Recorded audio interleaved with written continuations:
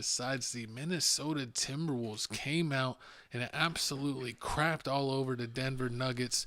And Rudy Gobert wasn't even there because he was missing because to be there to be for the birth of Also, his the Knicks first beat. child. Oh yeah, and the Knicks did beat the Pacers because the refs made a bunch of bogus calls, and I actually like the Knicks, but being an unbiased, honest fan there, it looks like the Pacers got hosed at the end of that game just a little bit. And then we got the Cleveland Cavs and the Boston Jason Tatum bumticks. But we're gonna. Oh yeah, let me bring us on screen. Man, but I don't know, man.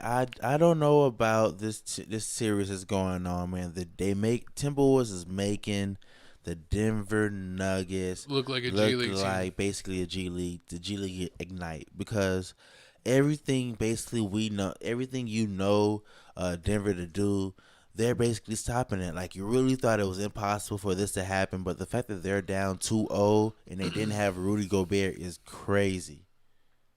Yeah, I mean, shout out their whole squad. Nas Reed was really hitting threes, getting rebounds, playing good defense. The Big Cat Facts. was giving his big rear, and Anthony Edwards, aka Michael Jordan's illegitimate child, Basically, has that's what been they keep trying to absolutely say. tearing up. Like, You well, are they know, gonna say it? I will honestly say because I try to give unbiased. I will let you know when I'm giving a biased opinion because I love the Mavericks, but I was not on the Anthony Edwards bandwagon from day one. I was like, I don't know how he's gonna be, but he has made me into a believer. So I'm sorry, Anthony Edwards, that I ever doubted your skill set. Yeah, I mean, and what about the shoes? I actually like his shoes. I like the low tops. I haven't worn Adidas basketball shoes since Gilbert Arenas had the Agent Zero Adidas. Uh huh. One of my favorite shoes of all time. One of my favorite outdoor hoop shoes of all time. That was the only one of the only pairs of Adidas I ever hooped in because I'm checks over stripes. Hmm. Um, but I would actually rock the low top version of Anthony Davis shoe. I like the not the low top colorway that they have out now, but there's some really cool colorways where it's almost like a deep blue and like the old school T Wolves jerseys when Kevin Garnett was there, Uh huh. and it's like a deep blue and black. Like I like those a lot. Okay, okay. But okay, so with this whole the T Nuggets, Wolves are winning in five. I can They're see not going to sweep them. a I gentleman think they'll sweep. figure it out. They're going to do a gentleman sweep. I mean, yeah, you And get. which was crazy because Denver made the Lakers look like a G League team, and that's exactly what I mean, Minnesota's we doing won to one. Denver. That's what I'm saying. They're going to get whooped the same way. I mean, it looks like, I mean, they did the same thing the Sacramento Kings did. I mean, they only came to the playoffs to knock off the Lakers, just like the Kings only came to the playoffs to knock off the Warriors. But I mean, with this, it's just crazy. I mean, of course, Jamal Murray, he's having his leg issue. McDaniels is locking him up, Also, and McDaniel's Edwards. locking him They're up. He, taking he can't turns. make a shot. He's not a fourth quarter Murray anymore. He's not doing all that crazy stuff. Joker looks like Joker, he's just like has no he's energy. just doing too much. He's just making him do too much. He's getting tired. Usually, you see him tired around the end of the third quarter, but he's getting tired around the second quarter. He's Yeah, already you're gasping for right. air. Yeah, in the second quarter, you should think he would be used to, being in the Mile High And City. they're home. Yeah, that's what I'm saying. Because they actually, Denver is the only basketball team that has a real home advantage because they're the Mile High City. So, like, But you Minnesota know, got mountains too, so I mean, yeah, but I don't think they're anywhere near the same how close is elevation. Minnesota to Denver? Colorado? Kind of close, I would think. Comment down below how close that is, but it probably doesn't even matter. No, but what I'm saying is like it is an advantage, and they've Uh huh. played in that the whole season. That's their home court. True. And they're used like you're usually like if you go there you get tired way quicker and like you'll get a second wind eventually, but it's like there's less oxygen in the air since you're at the higher elevation, so it's harder to breathe, and they like you can get accustomed to it if you Paul Pierce always talk about that. if you live there. And so the Denver athletes, since that's their home base, they get used to it, and that's where they play all their home games and where they practice. So they truly have an advantage when they have home court because it's the one thing that actually affects the breathing of the other team. And yeah, and also like when you're on the road in the playoff game, you just want to still win. Like They got greedy, man. they won both. They instead of stealing one cookie out the cookie jar, they stole the whole loot. But honestly, I feel like with this game too, I feel like with game one, when they were with game one with Rudy Gobert basically kind of stopping the whole Jokic to Gordon situation where He like played that perfectly, Jokic playing gets halfway and being able to deflect the passes. yeah, with that situation, they prepare so much for that. Like, okay, instead of like, with the Lakers, we have to do this high. They got Rudy, you have to go a little bit higher. So they worked so much on that because I didn't even know Rudy wasn't gonna play until Right before the game. right before the game until they announced like his he had basically the birth of his new child, and I mean that Comment just threw down me below. off. Do you think that should you be there no matter what for the birth of your first child, or since Is it's his a play, first child? his first child Oh ever? yeah, you gotta go. You gotta go no matter what. You gotta go. It's your first child. If it was like if you like if Comment down below. First child ever, or be there for your teammates. I mean, if you like, AB out here with 10 kids, or Tyreek Hill with 10 kids. Yeah, you might want to be there for your first one. But man, I would be so conflicted because it's like you wouldn't want to let down your significant other, but you'll like this is your teammates. This is literally what you work for all year, and you're in the heart of it. But shout out to the T Wolves for saying, "Hey, go take care of your family. We're gonna get the win anyways." They True. probably thought that we got what we wanted. Our goal was to get a split, so we'll be fine with Rudy missing a game. We'll just take the L. But they didn't just take the L. They came out with full aggression, full force. They took it to him. They played physical defense. The Joker looked tired, and even with them missing one of their elite big men, still having just two of them, they were able to do enough. I mean, I feel like Nas Reed is getting better and better as the series gone on because he really struggled in game one and until the second half. True. And Michael Porter Jr. He really not looking the same. Like he's not really getting that catch and shoot that he normally gets. I already knew from the day one. Once once the game one happened, Big Cat had that first game where he basically fouled out the game. He didn't really score a lot. I already knew, like this isn't they beat y'all, and like this isn't even the best Timberwolves that you can see, and because Big Cat only had less than 18 points. And then the game two, Rudy wasn't there. They lost his bad. So I mean, they may win game three, but I mean, T-Wolves, I don't know. They ain't even hit their stride yet, and they're beating them like this. Because like I even mentioned to you earlier that game one that I felt like Denver got the favorable whistles pretty much the entire game, and they still lost. So I feel like if they would have actually made the correct calls, that like Minnesota would have won by like 30 points or more. If they would have called it correctly, they gave them every call in the world, and they still lost by double digits. And yes, and then with the Knicks and Pacers game, I mean, like this is basically an old school series. Remember Reggie Miller back in the day going against with Patrick Ewing? Yes. It was crazy back in the day, back in that series. But I mean, now they got Jalen Brunson, 5'9". I hear dropping, averaging like 34. They list him at 6'3". I think he's closer to 6 foot. I think like he's like 5'10". I don't know, man. I mean, what's crazy is like we would be able to tell. We got to go to a Knicks game where we're low enough on the court to be like, how tall are we? He's probably no taller than Patty Mills, and I've seen Patty Mills a million we're times. taller than Patty Mills. I've seen Patty Mills a bunch of times.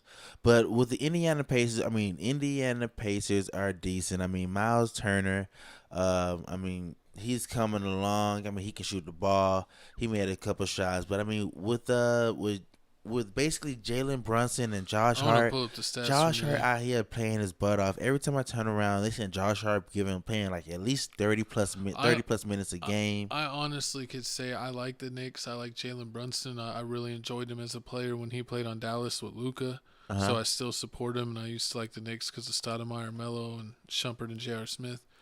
But they have surprised me. I honestly did not think they would get past Philly, because they honestly play like sometimes 3 to 4 small guards at once. Because, Brunson's barely 6 foot, DiVincenzo's like 6'3", and Josh Hart's like 6'3", 6'4", and they have them all three a lot of times playing together. So to have like 3 littles out there with like Harkenstein and OG, who's like a small forward but is kind of playing an undersized 4, like I'm so surprised that Philly did not just kill them with Embiid. I mean, Embiid had that 50-point game, but I thought he could have done that every game. His body wasn't working. Everything that could have went wrong for the Sixers and every went year wrong. It's something else with Embiid. Like he's he's the glass man. He's like Anthony Davis's cousin. Okay. So I mean, I give y'all the whole, Kawhi Leonard making a fadeaway 3-point shot over Joel Embiid. I give y'all saying Joel Embiid not in shape with the whole milk Halliburton station is shit. trash. Where now? What the series? What did he get? He got 6 points and 8 assists. I mean, the 8 assists is decent, but he shot 2 for 6. I mean, if they a new He team, was literally an all-star, man. This guy was averaging like over 20 points a game, 5 rebounds, 5 assists plus, and like now he's like Mr. Triple Single, like his name's Draymond. But you know who the real GOAT is? who? Taking over the game for Josh Indy? Hart? Oh, for Indy? Mr. T.J. McConnell. Who the heck? T.J. Short white McConnell, dude? short white dude, had only 22 minutes, had 18 points and 3 assists, went 9 for 16. You can't stop him. You can only hope to contain him. And if honestly, if it wasn't for a couple of questionable calls, Indiana might have won this game. Yeah, T.J. McConnell. That's crazy. This is his face. I mean, so y'all. I see him. You see him? Yes, I It's see your him. idol. He's trying to push it like, hey. Well, I mean, this guy can't see, great so I one. don't know where I got to hold it. Nah, but I mean, with that series, I mean, I think the Knicks have lucked up. I mean, honestly, the hardest team they probably had to go against in the whole East was the Sixers. They beat that. I don't think the Pacers are as good as the Sixers. So I don't. I think the Knicks will maybe win this in 5. I can honestly 5, say 6. that I can see them taking the Celtics to 6 or 7 games. It can go if y'all The told me. Knicks? The midget Knicks versus the Celtics that like every player's 6'8"? I mean, think about it. You got on and off again Jaylen Brown. You got OG. Josh Hart had 24. DiVincenzo had 25. Brunson had 43. Yeah. So OG had 13. Harkenstein had 13. Mitchell had 2. Because think about it. I mean, right now Porzingis is injured. So I mean, with the Celtics, he's injured, and then with the whole old Al Horford. yeah, and then you got Jason Tatum. Yeah, OG can stick Jason Tatum, and OG got the long arms. He's irritating. The reason we're talking about the matchup between the Knicks and the Celtics because it looks like the Knicks should be able to whoop the Pacers if they just play correctly. And then I don't give Cleveland any type of thing. Like they're a small team too. They got like Darius Garland and Donovan Mitchell. And they were talking about getting rid of Donovan Mitchell during the free agency this offseason anyway. So By the trade deadline, yeah. And then also like he was rumored he was going to get traded to the Lakers, and then his offseason might get rid of him. Exactly. So I mean, and they said it's not working out. So with that whole situation, I mean, it's just a matter of time. I don't see them winning with them, but I mean, Porzingis is injured. OG And Al Horford sucks. Al Horford's old. Jason Tatum's gonna get guarded by OG. So long as OG can lock up Jason Tatum, I mean, and then have Josh Hart on Jaylen Brown. I mean, anybody on Jaylen Brown's gonna mess up Jaylen Brown. Just make him drive left. He can't dribble left. Just get him an active person, and just an active person in front of Jaylen Brown's gonna make him mad.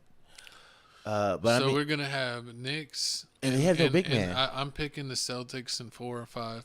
I think if they take a game off that they don't take it serious, they might lose it where it goes to a gentleman's sweep. But if they stay locked in, it'll be a 4-0 sweep for Boston. And then we got Boston versus New York on who we think will be in the Eastern Conference Finals. That'll be like a super old school, rivalry. You think New York I would and want Philly New was York crazy. to win.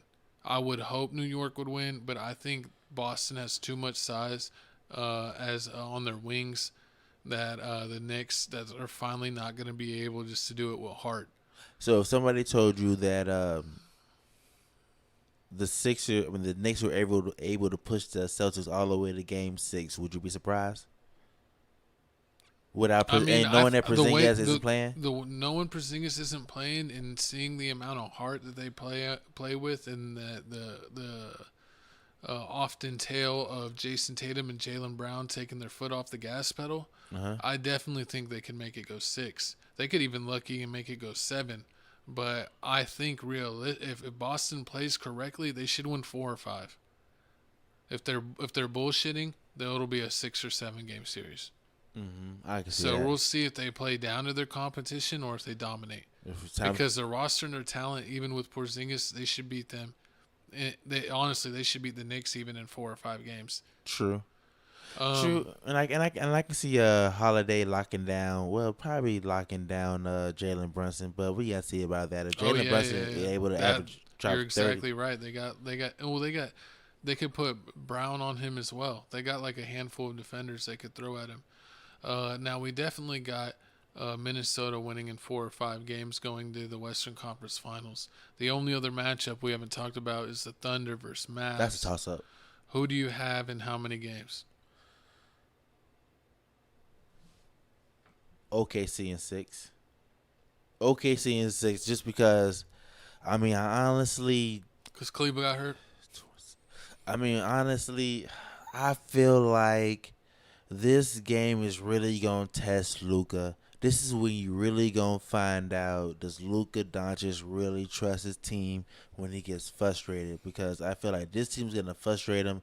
He already having problems with the ref, and if he's down, I mean, it's not like You it's not. think It's that not. he might try to he always relies on himself too much instead of trusting his teammates, and Yeah, that he's that's the gonna only way to. That's the only way he's to. gonna get annoyed, and instead of making the correct play, he's gonna throw up shots. Yeah, he's gonna just take it on and say like I got to do it myself. As soon as like Kyrie, because Timmy's not there. I mean, Timmy and Kleber are out. P. Washington. I mean, he's. Man, he's so. Only thing I mean, I love PJ's effort. He's a great defender. Every game he gives top effort defense, but it's like every other game he's good on offense. It's like he's either scoring anywhere between 15 or 20, or it's like 2 to 8. True. And it just alternates. And then when it comes to the big man, I mean, Kleber's gone, which is crazy. I wouldn't even expect. I didn't think that hit to the ground was that They bad. dislocated his shoulder, man. That's so messed up. But But at least Kleber was kind of like the third. but he's had a shoulder. He's been having a shoulder injury for a while now. I think a shoulder or rib injury for a couple. He had some injuries. I think I don't remember in the if past it was. few years. Yeah, he's had a couple injuries, so it sucks, man. There's always a reason why the Dallas don't have all their big men. It's always like somebody's injured or somebody's always Yeah, injured. it was like Porzingis or Kleber every year getting injured. Yeah. So, but the nice thing is Kleber's like their third string center and like second string power forward. So, they won't really miss him on the center rotation. They do kind of like him to go like super small ball. He could be like a small ball 5. True. But and he's also a backup for Washington where he can guard 2, 3, 4s no problems that are bigger, like a Paul George or a Kawhi. He has no problem guarding them on one even. So it's going to be a big loss. But who got the more talented second string big man? We're going to see. That's what it comes down to. Who has the most talented second string big man? Because I mean, I don't know how athletic. Oh, because they got Williams as the backup big man. I don't know how athletic Williams is. I don't have Williams any of the is big short. men. He's only like 6'9". But how tall is Gafford? Well, Gafford's the starter. Gafford's 6'10". Exactly. So if you have Chat there, I mean, pretty soon if Chat ends up shooting the ball, keeps shooting the ball, eventually they're gonna put Lively there, and this will be Lively and Chat.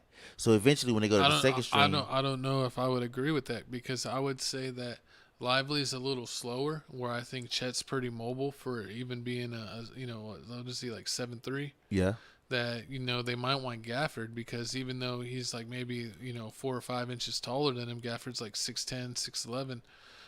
That Gafford's way more athletic as far as moving his feet side to side. So I think Gafford would be able to stay with Chet better on the perimeter. but who's gonna get the rebound? He could stay with him on the perimeter, and then if he sees that the shot's going up, he can crash the boards. Too much. But Dallas. That's the great thing about Dallas is they got other big players. You got PJ Washington, who's like 6'7", 6'8", that can get a rebound. You got Lucas that's 6'7", and you got He doesn't play defense at all. No, but Lucas still gets a lot of rebounds. And then he gets a lot of rebounds because he guards the people that don't shoot the ball, and he sits closer to the rim. He guards Russell Westbrook, doesn't respect the shot, and sit closer to the rim. You can do that to Dort. I'm not sure how good Dort is shooting the 3 ball. He's hit or miss. He's kind of like a JR. But I don't know if he's not as worse as Westbrook, where you have to okay. No, you know who they're gonna put Luka on? Who? Josh Giddey, because he can't shoot. He shoots like in the 20%. But does he shoot better than? Who were we just talking about? Westbrook? No. Does he shoot better than Dort? No. So who shoots better, Dort or Giddey? Dort shoots better than Giddey. Giddey's like horrendous from three, and like Dort's mediocre. That's what it comes. Yeah, I just really feel like it's gonna come. It's gonna That's come what I'm down saying. to the. They're gonna put Luca on Giddey so he could rest because Giddey can dribble a little bit, but he can't shoot it all. Mm-hmm. So like Luca could sag off of him and rest. Yeah, this is gonna be a hard one. I mean, the Mavericks gonna have the toughest And then road to the championship. I wonder if who they're gonna put on Mavericks. who they're gonna put on Kyrie, because Shai Gilgeous is like a big guard. He's like a 6'5", 6'6" point guard. Like Luka's a 6'7" point guard. They put Dort on. They can put Dort on him. They put Dort on Luka. Yeah, but who's gonna guard Kyrie? Kyrie's gonna Giddey's too slow. Shea may be too slow. It's gonna be Shea that Williams dude. They'd probably have to have Williams. Yeah, I mean, like if you have to live and die with Jalen Williams. Yeah, Jalen Williams. They're gonna just rotate with those two. I mean, then you got PJ Washington. They can get. There's gonna be PJ Washington's gonna guard Shea, and then Derrick Jones Jr. is probably gonna guard Williams. Probably. And then you'll got Gafford guarding Chet. And then they got that other Williams that's their like small big man that comes off the bench at 6'9", and you got Derek Lively that's 7'1". I think Derek Lively is going to kill it off the bench. I think this is going to be his series to really show it, because I think he could play good against Chet. That's the bad part. And good against their backup, because he's way bigger than the backup. So if he's playing backup versus backup minutes, he should win. And I think he's got the size and the vertical to stay with Chet. But do you feel like I putting too much faith in that big man?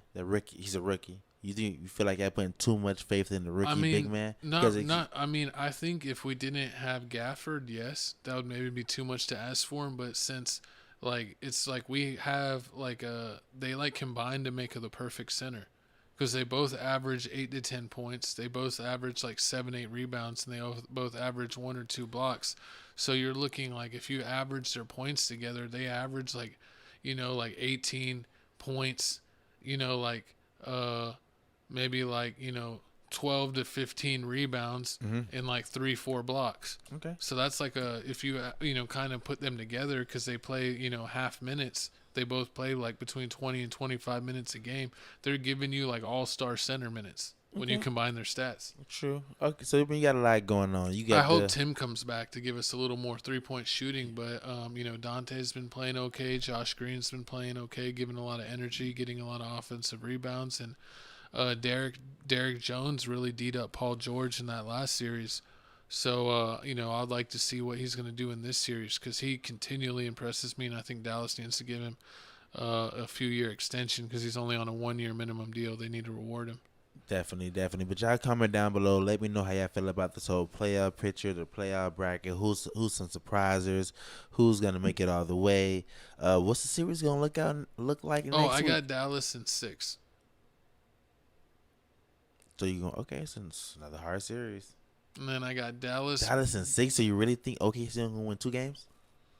What do you think it'll be? You think either way it'll be a 7-game series? I'm thinking it's going to 7-game series, and y'all finna be tired playing the Timberwolves. Yeah, that we could maybe win against OKC, but then be too tired and losing 6 to the T-Wolves. Y'all losing. If y'all make it to the championship, y'all lose. The next 2 games y'all losing, because y'all look at everybody else. Everybody else won 4-1, 4-2. Y'all went 2 games with the Clippers, which is hard. Y'all finna go at least 6 or 7 games with the OKC. This looking like a sweep, but they finna give them a gentleman just because they lucky. They finna let them at least 1. If Denver doesn't find a way to cover after being down 2-0, losing both games at home, and they the T-Wolves win in 4 or 5 games, and Dallas is in a 6 or 7 game series. Yeah, I think you're exactly right that the T-Wolves got young players already, and they're going to get extra rest. And you got Dallas being a little bit of an older team getting less rest. It's just a recipe for failure. Tougher road, but yeah. That I don't know. Hopefully. Only way the Mavericks win the championship is if they make it all the way to the championship game and play the New York Knicks. Now it'll be fire. Jalen Brunson versus Luka. Championship game. That'll be fire. That's the only way. Kyrie versus Brunson. It'll be I'm the guy that replaced you. And he's I'm the guy they should have kept. Basically. But no, Brunson wanted to leave. His dad's an assistant coach on the Knicks, and so he wanted to be on the same team as his dad. So you really can't hate on him for that. So hopefully Brunson makes it to the finals, so then he can get swept by the Mavericks. We'll see how it goes. But Because you ain't. If they try to, if the Knicks make it somehow by a miracle, beat the Celtics and make it to the finals, and Dallas is in the finals, they don't have anybody that can guard Luka. Josh Hart, DiVincenzo, and Brunson. Luka will score 50 points a game. Hey, we'll see. He will bully all of them.